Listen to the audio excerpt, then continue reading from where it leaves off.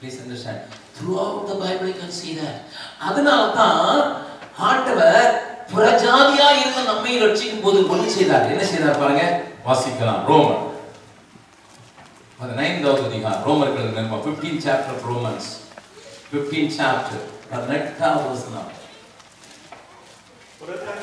புறஜாதியாரை வார்த்தையினாலும் செய்கையினாலும் கீழ்ப்படிய பண்ணும்படிக்கு அற்புத அடையாளங்கள். கீழ்ப்படிய பண்றது, புறஜாதியார கீழ்ப்படிய பண்றது அற்புதம் அடையாளம். ஆனா இப்ப அற்புத அடையாளம்லாம் ஊழியக்காரனை பெருசா காட்டுறது.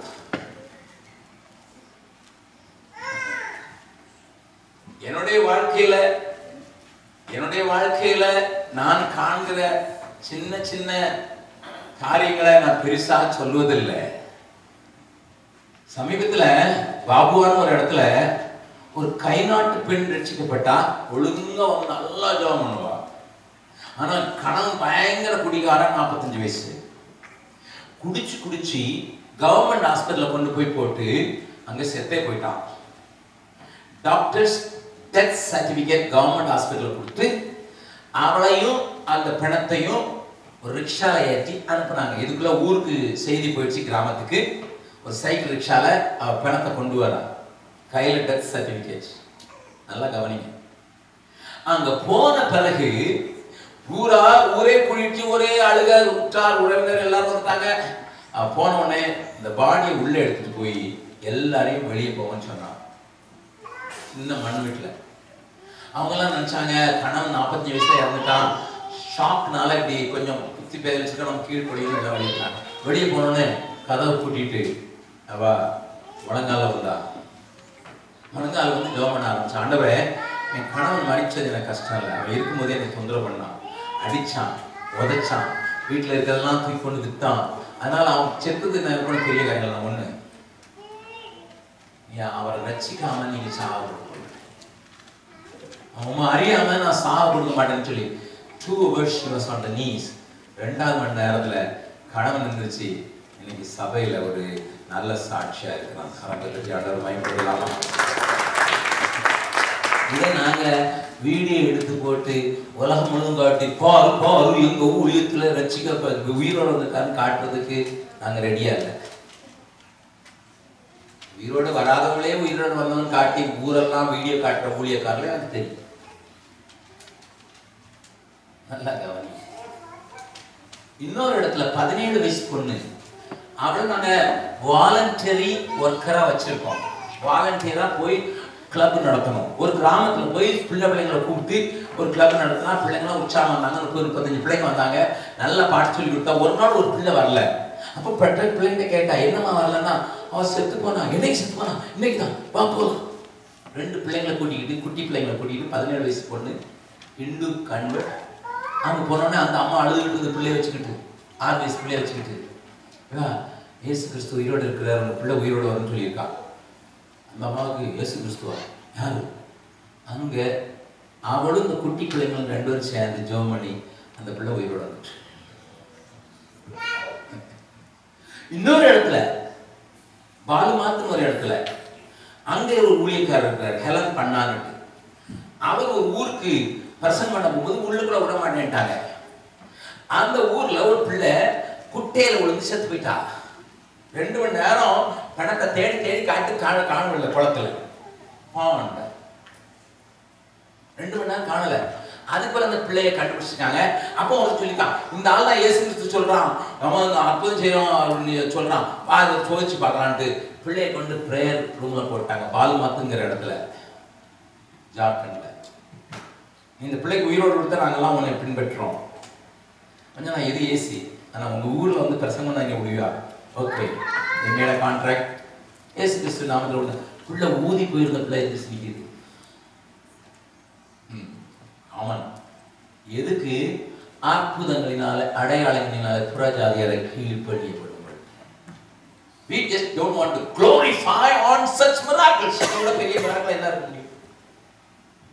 தலைவலி சோமாச்சுன்னா படத்தை போட்டு அந்த சீன்ல எனக்கு இத்தனை வருடமா தலைவலி, ஒரு தலை வெடித்து போயிடும் போல இருந்தது, வெடிக்கவே இல்லைன்னு ஒருத்தருக்கு. சகோதரர் ஜெபம் பண்ணார், சுகமாயிட்டு. இதுதான் நீ பெரிய அற்புதம். What for the miracles? What for the great things? Just to make the heathen to obey God. கீழ்ப்படி பண்ணும் பொருட்டு வார்த்தையினாலும் அற்புதங்களினாலும் ஆண்டவர் கிரியை செய்யறதுக்கு வாஞ்சிக்கிறது காரணம். God wants to make people obey. ஏன்னா கீழ்ப்படிகள் மத்தியில் தான் உலாவி வருகிறார் ஆண்டவர். நல்லா கவனிங்க. எவ்வளவு சாத்தான் எவ்வளவு நல்ல காரியத்தை நம்முடைய சிந்தனைகளிலிருந்து எடுத்து போட்டு விட்டான். இன்றைக்கு ஆண்டவர் தம்முடைய தேடுகிற ஒரு ஜனம், வாசம் பண்ணி உலாவி வர வேண்டும் என்று நினைக்கிற ஜனம், அந்த குடும்பத்தை ஆசீர்வாதமாக மாற்ற வேண்டும் என்கிற ஜனம் கீழ்ப்படியை கற்றுக்கொண்டவே, கீழ்ப்படியை கற்றுக்கொண்டவே. இன்னொரு மனுஷனை கொஞ்சம் காட்டி கொடுத்துட்டு ஒரு முக்கியமான காரியத்தை சொல்லி இந்த மிஷன் கான்ஃபரன்ஸ்ல 2 நாள் கொடுத்த முடிக்க விரும்புகிறேன். The first king Saul, இஸ்ரவேலுடைய முதல் ராஜா, அவன் விரும்பாத போது அவனை ராஜாவாக்கினார் ஆண்டவர், உயர்த்தி மகிழ்ந்தார். But what was the expectation of God? Turn with me to 1 Samuel. 1 Samuel 13வது அதிகாரத்தை மேல திருப்புங்க. அதுக்கு பிறகு சில வசனங்களை வேகமா கொஞ்சம் பார்த்துடலாம். 1 சாமுவேல் 13வது அதிகாரம். இங்கே சாமுவேலுக்காக காத்திருக்கிறான் Saul. You may be knowing a story. ஒரு வாருக்கு போக வேண்டியிருக்குது. சாமுவேலுக்காக காத்திருக்கிறான். 8வது வசனத்திலிருந்து வாசிக்கலாம். அவன் தனக்கு சவுல் தனக்கு சாமுவேல் குறித்த காலத்தின்படி 7 நாள் மட்டும் காத்திருந்தான். சாமுவேல் கில்காலுக்கு வரவில்லை. ஜனங்கள் அவனை விட்டு சிதறி போனார்கள். அப்பொழுது சவுல் சர்வாங்க தகன பலியும் சமாதான பலிகளையும் என்னிடத்தில் கொண்டு வாருங்கள் என்று சொல்லி சர்வாங்க தகன பலியை செலுத்தினார். அதுக்கு தான் சாமுவேல் வரான். சாமுவேல் செய்ய வேண்டிய வேலையை சவுல் செய்துட்டான். ஆண்டவர் என்ன பேசுறார் பாருங்க, 13வது வசனம். சாமுவேல் சவுலை பார்த்து புத்தியீனமாய் செய்தி உம்முடைய தேவனாகிய கர்த்தர் உமக்கு விதித்த கட்டளையை கைக்கொள்ளாமல் போய் you are not obedient to him. மற்றபடி கர்த்தர் இஸ்ரவேலின் மேல் உம்முடைய ராஜ்யபாரத்தை என்றென்றைக்கும் ஸ்திரப்படுத்துவார். இப்பொழுதோ உம்முடைய ராஜ்யபாரம் நிலைநிற்காது. கர்த்தர் தம்முடைய இதயத்துக்கு ஏற்ற ஒரு மனுஷனை தமக்கு தேடி அவனை கர்த்தர் தம்முடைய ஜனங்கள் மேல் தலைவனாய் இருக்க கட்டளையிட்டார். ஒரு வார்னிங் பெல் கொடுக்கிறாரு. கீழ்ப்படிகிறவங்க தான் தேடணும்ப்பா, கீழ்ப்படிகிறவங்க தான் தேடல, நீ கீழ்ப்படியல. 14வது அதிகாரம் 1 Samuel 14 chapter.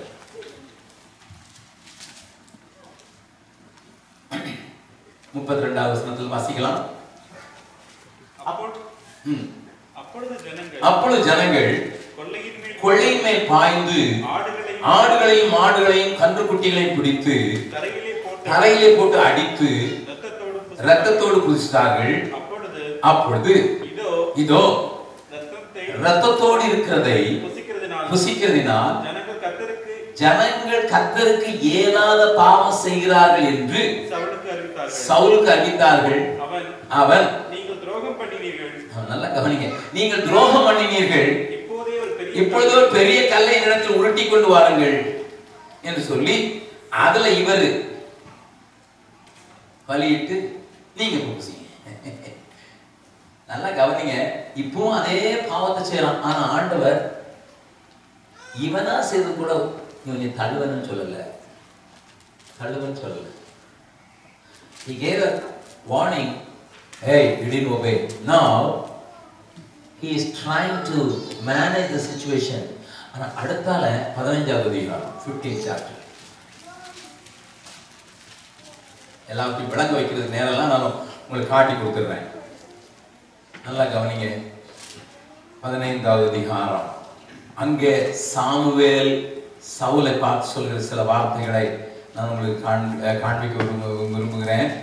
இவன் அமலேக்கை சந்தித்து வெற்றி பெற்று வந்திருக்கிற அந்த சவுலை சாமுவேல் பார்த்து இப்பொழுது சொல்கிறார். 13வது வசனம் வாசிக்கலாம். சாமுவேல் சவுலிடத்தில் போனான். சவுல் அவனை நோக்கி, நீர் கர்த்தரால் ஆசீர்வதிக்கப்பட்டவர்,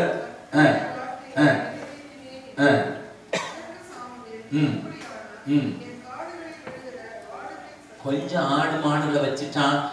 அதை வச்சுதான் இங்க சாமுவேல் நேற்று தினத்துல இந்த வசனத்தை பாஸ்டர் டிக்சன் வாசித்தாங்க. கர்த்தருடைய சத்தத்திற்கு கீழ்ப்படுகிறதை பார்க்கிலும் பலிகளும் தகனங்களும் கர்த்தருக்கு பிரியமாய் இருக்குமோ. ஆகையினால என்ன செய்தார் தெரியுமா? 24வது வசனம் வாசிங்க. அப்பொழுது சாமுவேல் நோக்கி, நான் கர்த்தருடைய கட்டளையையும் உம்முடைய வார்த்தைகளையும் மீறினதினாலே பாவம் செய்தேன். முன்னாலே இருக்கு, நீ கர்த்தருடைய வார்த்தையை புறக்கணித்தபடியினால் you were disobedient. God also put you aside. உம்மையும் கர்த்தர் புறக்கணித்து விட்டார். கீழ்ப்படியதாகதான் சாமுவேல் மூலமாக சவுல் ராஜாவாக்கப்பட்டவனை எடுத்து தூரத்தில் வைத்துவிட்டு தன்னுடைய வார்த்தைக்கு நடுங்குகிற ஒரு மனுஷனை தேடி ஆண்டவர் வைக்கிறார். அருமையான தேவனுடைய பிள்ளைகளே, it is my desire, it is my prayer that everybody in Houston and the church at Houston may be a blessing for this region, for the nations around. But the key is obedience. Key is obedience. Whether it is a difficult situation or a dangerous situation or a demanding situation, obey God. ஒரு காமனான ஒரு காரியத்தை மாத்திரம் சொல்லி முடிக்கிறேன். இண்டிவிஜுவலா கர்த்தர் உங்ககிட்ட என்ன டிமாண்ட் பண்றான்னு எனக்கு தெரியாது. இண்டிவிஜுவலா கர்த்தர் உங்ககிட்ட என்ன பேசுறான்னு தெரியாது. இண்டிவிஜுவலா நீங்க ஆண்டவருக்கு எப்படி கீழ்ப்படியணும்னு ஆண்டவர் உங்ககிட்ட பேசுறான்னு எனக்கு தெரியாது. Common as a collective church, not only here, all over the world, தேவன் உங்களை என்னையும் பூமி அகிலமும் சாட்சியாகவே போங்கள் என்ற கட்டளையதா. That is the command. We call it a great commission. பூமி அகிலத்துக்கு நான் பொறுப்பாளியா? ஆமையா. உன்னை அதுக்கு தான் தெரிந்து கொண்டேன், உன்னை அதுக்காக தான் கழுவுனேன், உனக்கு அதுக்காக தான் நேசிச்சேன், உன்னை அதுக்காக தான் ஆசீர்வதிச்சேன். You must be part of that great mission. இதைத்தான் சர்ச் சொல்லுது, great commission, greatest command, the final word. நான் கேட்க விரும்புகிறேன், how much you are obedient to the last command? How much?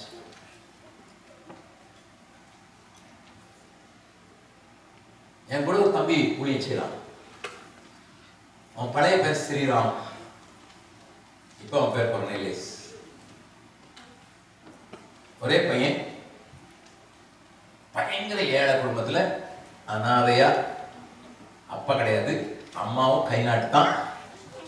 அந்த அம்மா அறுத்து அதுல வர்றத வச்சுதான் குடும்பத்தை காப்பாற்றணும். 2 பொம்பளை பிள்ளைங்க, ஒரு பையன். இவனே காலேஜில் படிக்க வைக்கணும். அதனால சின்ன வயசுலயே அப்பாவை பார்க்கல, அம்மாவுடைய அன்பு தெரியாது. ஏன்னா பகலோடு வேலை வந்து வீட்டில் வந்து சமைச்சு போட்டு அந்த அம்மா டே கண்ணான்னு சொன்னது கூட கிடையாது. ஏன்னா டைம் இல்லை.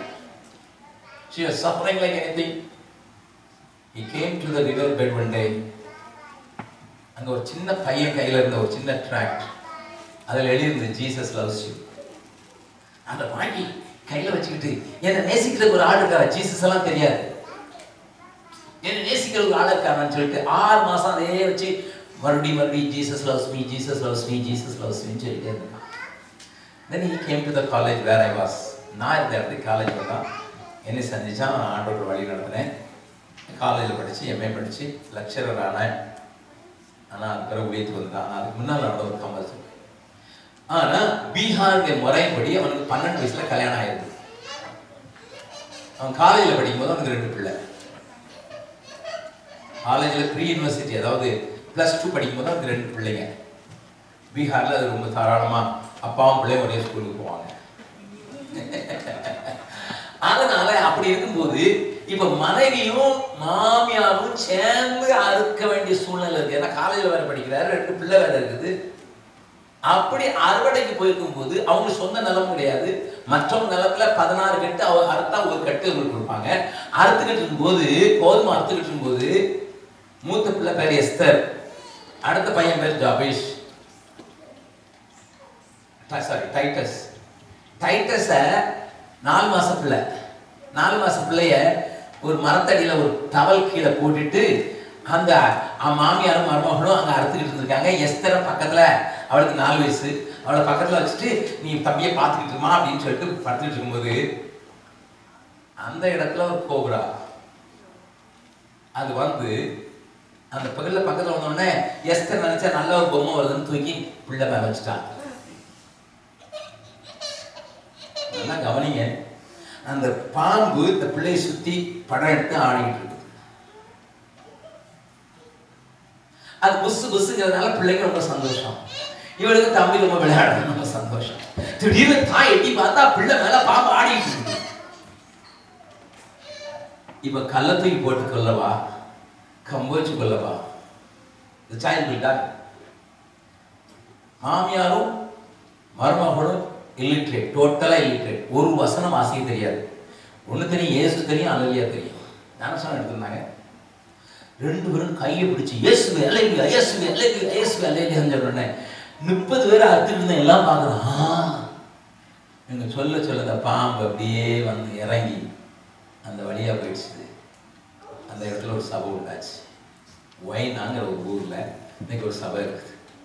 Just because of this incident. அந்த ஊர் பக்கத்துல நான் பிரசங்கம் பண்ண முடியும் போயிருந்தேன், 4 மைல் தூரத்துல. அதுக்கு முந்தின வாரம் அந்த அம்மா என்னைய பார்க்க வந்தது. பார்க்க வந்தவங்க ஒரு பெரிய கவரை அண்ணன் வந்தா கொடுத்துருங்க, என்னைய அண்ணன் தான் சொல்றோம், அண்ணன் வந்தா கொடுத்துருங்கன்னு சொல்லிட்டு கொடுத்துட்டு போயிருந்தது அங்க இருந்த சகோதரியிட்ட. நான் திறந்து பார்த்தா பெரிய பணம். எனக்கு ஒரே ஷாக்.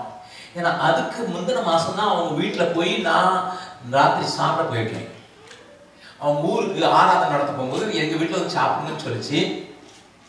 அவங்க வீட்டுல நான் 3 பேரை கூப்பிட்டு போயிருந்ததுனால எங்களுக்கு சாப்பாடு கொடுக்கறதுக்கு பக்கத்து வீட்டுல போய் பிளேட் இறவெல்லாம் வாங்கிட்டு வந்து சாப்பாடு கொடுத்துச்சு. Can you just imagine? Such a poor lady. She has to borrow the plate for our food. நாங்க எங்க கன்வென்ஷன்ல வர்றவங்களுக்குலாம் ஒரு பிளேட் எப்படியும் கண்டிப்பா கொடுத்துருவோம். ஏன்னா அதாவது வச்சு நிறைய நல்லா சாப்பிடுறோம். We provide plates. நல்ல பிளேட்ஸ், நல்ல குவாலிட்டி பிளேட் கொடுப்போம். அதனால இன்னும் ஒரு 10 கன்வென்ஷன் வந்தவங்கலாம் 10 பிளேட்டாக வச்சுப்பாங்க. நல்லா கவனிங்க, அப்படி ஏழப்பட்ட அந்த அம்மாவுடைய வீடு விழுமா நிற்குமாங்கிற நிலைமையில இருந்தது. நான் பார்த்துட்டு வந்திருந்தேன். இப்போ இவ்வளோ பெரிய பணத்தை கொண்டு வந்து கொடுத்துருக்கேன்னு சொல்லிட்டு நான் அதை வச்சிருந்தேன். இப்போ 4 மைல் தூரத்துல ஒரு இடத்துல பிரசங்கம் பண்றேன். நான் போயிருக்கும்போது இந்த அம்மா அங்கே வந்துச்சு. அண்ணே பிரைஸ் எல்லாம். நான் சொன்னேன், அவ்வளோ பணம் உங்களுக்கு எங்க இருந்து வந்துச்சு? நான் தொடர் அப்படி தனியாக வச்சுக்கேன். அண்ணே, நீங்க போன தடவை வந்து எங்க ஆலயத்துல பிரசங்கம் பண்ணும்போது ஆண்டவரை நான் சொல்லணும், அது எனக்கு கட்டளைன்னு நீங்க சொன்னீங்கல்ல, இறுதி கட்டளையை சொன்னீங்களே, எனக்கு படிக்க தெரியாது, நான் விதவை, ஊரை விட்டு அடுத்த ஊருக்கு போக தெரியாது, என் பிள்ளையோ நான் காலேஜில் இருக்குது, நான் என்ன செய்யறது ஆண்டவர்னு கேட்டேன்.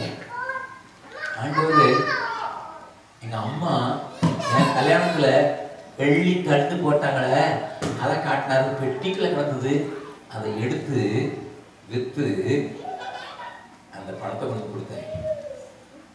நான் கேட்டேன், அவனுக்கு 2 பிளேட் வாங்கி கூடாதா? பிளேட் இல்லைன்னா பரவாயில்லண்ணே.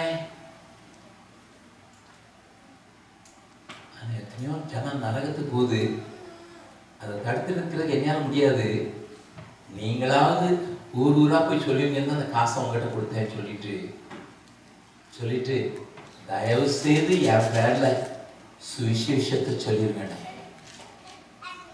2 ஊர்ல அந்த அம்மா கொடுத்த பணத்தை வச்சு நாங்க மினி குருசேட் நடத்தணும். 2 ஊர்லயும் 3000 பேர், 1500 பேர், 1500 பேர், 3000 பேருக்கு சுவிசேஷம் சொன்னதுனால 2 இடத்துலயும் இன்னைக்கு சபை உண்டாயிருக்குது. It's because of that widow's mite.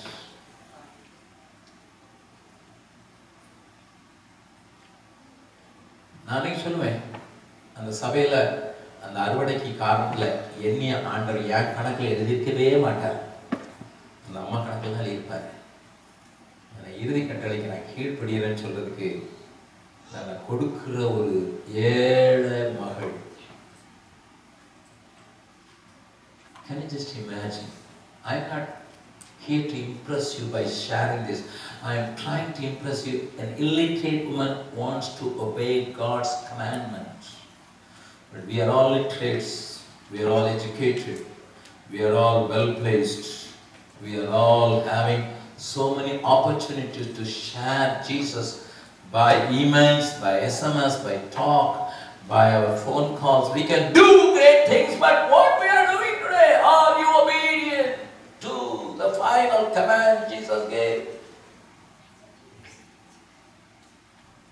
ஒரு நிமிஷம் நீங்க பதில் சொல்லித்தான் என்ன கீழ்ப்படுகிறது தான். அப்படிப்பட்டவங்க மத்தியில் தான் அவர் உலாவை அவங்கள கூட தான் இந்த உலகத்தை ஆசீர்வதிக்க விரும்புகிறாரு.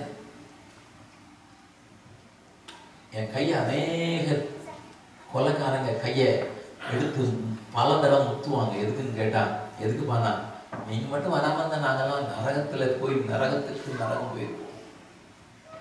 கொலையாளியா எங்களுக்கு கிறிஸ்துவை காட்டி கொடுத்தீங்களேன்னு சொல்லி என் கையை அநேக முத்தி பார்க்கணும்.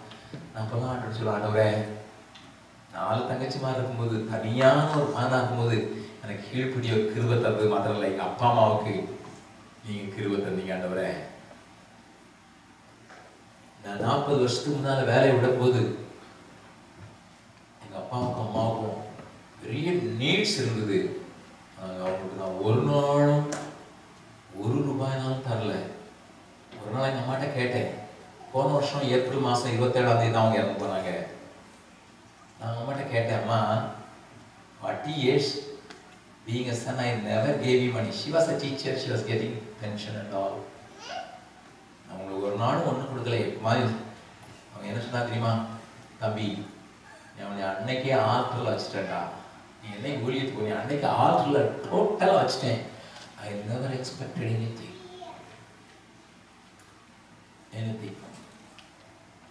அன்னைக்கு அவங்க கர்த்தருடைய சத்தத்துக்கு கீழ்ப்படிந்தனால என்னைய இயேசு கிறிஸ்து அறியாத ஆயிரங்களுக்கு, ஒரு முறை கூட இயேசு அறியாத கோடி மக்களுக்கு இந்த ஆசீர்வாதமாக்குறதுக்கு, because of that little mother willing to obey God's voice. இந்த சாயங்கால நேரத்தில் தேவனங்களோட பேசுகிறார். What I have done in order to obey the great commandments. நான் அந்த பெரிய கட்டளைக்கு கீழ்ப்படிஞ்சிருக்கேன்னு சொல்லி ஆண்டவர் முன்னால் நிற்க முடியுமா? கீழ்ப்படிதவர்கள் மத்தியில் தான் வாசம் பண்ணி அவர்கள் மூலம் அந்த உலகத்தை ஆசீர்வதிக்க விரும்புகிற ஒரு நல்ல ஆண்டவர் உங்க மத்தியில வாசம் பண்ணி உங்களை உயர்த்த விரும்புகிறார். I praise God for this church. You have got a heart for missions. That's why He started to stand with us in helping this work. Praise God for that. But don't stop. Don't stop. Every individual, every baby in this church must involve with the Great Commission. Every baby. பிள்ளைங்களுக்கு இப்பவுமே சொல்லிக் கொடுங்க, இப்பவுமே சொல்லிக் கொடுங்க. ஒரே ஒரு சின்ன சம்பவத்தை மட்டும் சொல்லி முடிக்கிறேன். பஹ்ரைன் போயிருந்த போன வருஷம் 2 குட்டி பிள்ளைங்க ஒரு உண்டியில் எடுத்துருந்துங்க. நான் கேட்டேன், எதுக்குமா அப்படின்னு கேட்டேன். அங்கிள் நீங்க நிறைய ஆர்ஃபன் பிள்ளைங்க வச்சுக்கீங்க இல்லையா, அவங்களுக்கு அப்படின்னு சொல்லிச்சுங்க. நான் அந்த பையனை பார்த்தேன். அதுக்கு முந்தின நாள், ஏன்னா நான் தங்கியிருந்த வீட்டுக்கு ஏற்ற வீட்டில் இன்னொரு இட்டாலியன் பாய் இருந்தான். அவன் சைக்கிளை அவன் தொட்டு பார்த்தான். இவனுக்கு இருந்து ட்ரை சைக்கிள், அங்கே புதுசாக 2 wheels, அந்த சைக்கிள் தொட்டு பார்த்தான். அப்போ நான் கேட்டேன், தம்பி உனக்கு அந்த மாதிரி சைக்கிள் வேணும்னு ஆசையா இல்லைடான்னு கேட்டேன். ஆசையா இருக்கேன், ஆசையா இருக்குது. She was only 7. நான் கேட்டேன், அப்ப இந்த பணத்தை அதை செல்ல இருக்கலாம்ல? இல்ல அங்கிள், இல்ல இல்ல, நான் கொஞ்சம் நீங்க போன வந்திருக்கும் போது நான் அப்பா அம்மாட்ட போய் சொன்னேன், இந்த அங்கிள் நல்லா ஊழிச்சிருந்தாங்க. அவங்களுக்கு நான் என்ன செய்யறதுன்னு கேட்டேன். எங்க அப்பா தான் சொல்லி கொடுத்தாங்க, இப்படி கொஞ்சம் கொஞ்சமா சேர்த்து வச்சு நெக்ஸ்ட் டைம் அன்ட்டு வரும்போது கொடுக்கலான்ட்டு, அதனால கொடுத்துருக்கேன். எனக்கு நான் உண்டியில உடைச்சு பார்த்தா you could have buy 10 cycles. 10 cycle. ஆசையா இருக்காங்க. I still remember that little sweet face. நல்லா கவனிங்க. எப்படியோ வாழ்ந்துட்டோங்கிறது இல்லை, இப்படித்தான் வாழணும்னு தீர்மானிச்சுங்க. நான் அந்த உலகத்துக்கு எப்படியாவது ஆசீர்வாதமா மாறணும்னு நினைங்க. தேவனோடு கூட பேசுகிறார். கீழ்ப்படியை கற்றுக்கொண்டோர் தடுமாற்றம் கொள்ளார். ஆண்டோடைய இந்த வார்த்தை கீழ்ப்படியாத 1000 சபைகள் இந்த அமெரிக்காவில் உண்டு. I know a biggest church in America. அவங்க அப்பா எனக்கு தெரியும், நீங்களும் ஒரு டிவியில பார்த்துருக்கலாம். Joel Osteen. ஜோயல் ஆஸ்டினுடைய ஃபாதர் ஜான் ஆஸ்டின் எனக்கு தெரியும் பர்சனலா. டெல்லியில் ஒரு தடவை 200 பேரை கூப்பிட்டு, லீடர்ஸை கூப்பிட்டு அவர் தன்னுடைய 76வது வயசுல ஒரு காரியம் செய்தார். I was one among those 200 leaders. என்ன செய்தார் தெரியுமா? He was a man spending money like anything. GFN சொல்லுற Gospel for Asia மிஷனுக்கு ஒரே ஸ்ட்ரோக்ல 100 வேன் வாங்கி கொடுத்தார். 100 மெத்தட்.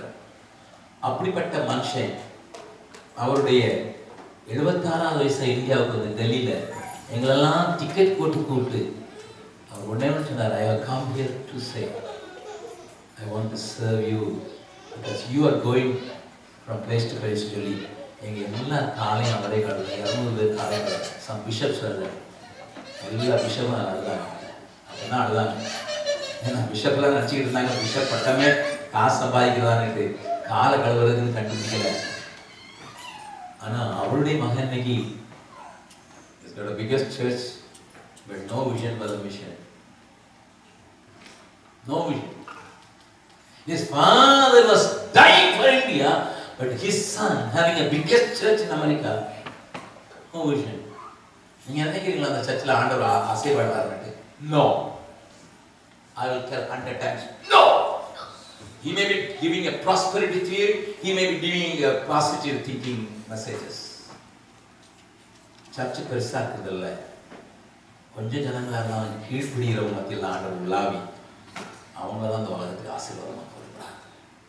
இந்த லிட்டில் ப்ரேயர் தான், ஆண்டவரே இந்த ஹூஸ்டன்ல இருக்க இந்த Tamil church, let it be a blessing for this region, not only for this region, let it be a blessing for the motherland. கண்களை மூடலாம்.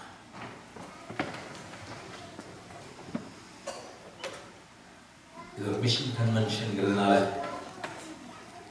தெளிவான வார்த்தைகளோடு கூட உங்களை நான் நேராக அப்படிப்பட்ட வார்த்தைகளை உங்களுக்கு சொல்ல கர்த்தர் உதவி செய்திருக்கிறார். இந்த நேரத்தில் நீங்க எப்படி ஆண்டவருக்கு ரெஸ்பாண்ட் பண்ண போறீங்கிறது ஒவ்வொரு இண்டிவிஜுவலை பொறுத்தது. Train your child, train your young people, train your girls, train everybody so that they may be obedient to the greatest commission. The ராஜ்யத்தின் சுவிசேஷம் சகல ஜாதிகளுக்கும் சுவிசேஷமாய் அறிவிக்கப்படும். அப்பொழுது முடிவு வரும்.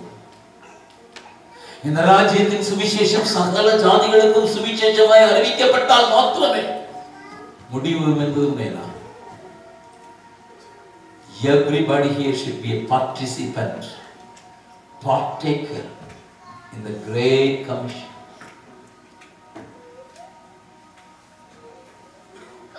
It is not individual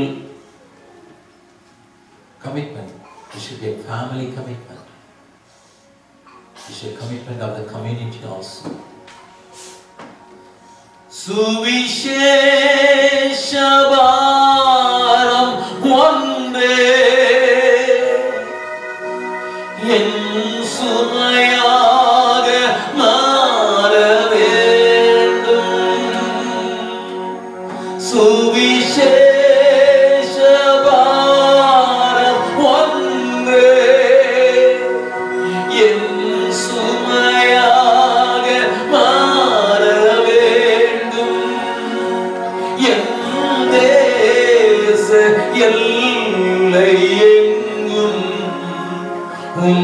நாமம் சொல்ல வேண்டும்